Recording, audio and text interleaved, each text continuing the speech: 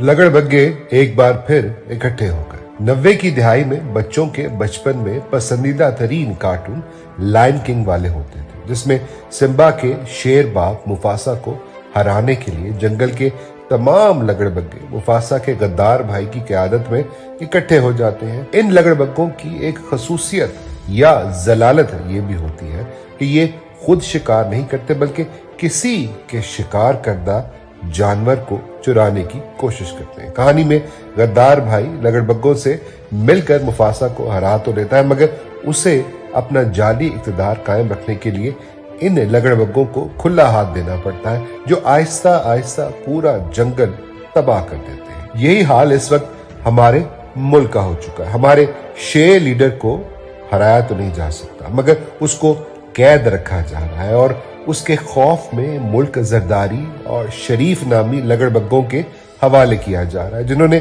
पिछले 16 माह में भी हमारा मुल्क तबाह किया और इस बार रही सही कसर भी लगड़बग्गे निकाल देंगे। सिम्बा की कहानी के लगड़बग्गों की तरह हमारे मुल्क के नवाज और जरदारी लगड़बग्गे भी इस वक्त अपनी बका की जंग लड़ रहे हैं। इन लगड़बग्गों को मालूम है कि अगर ये इक़्तिदार में ना रहें तो जेल में रहेंगे। आज ये चाहते ना चाहते हुए भी अपनी सियासी कब्र की तरफ बढ़ रहे हैं। इनको मालूम है इनका इक़्तिदार ज्यादा अरसा नहीं चलेगा, मगर ये कोशिश कर रहे हैं कि जितने दिन मुमकिन हो सके इक़्तिदार से चिमटे रहें ताकि जेल से बच सके।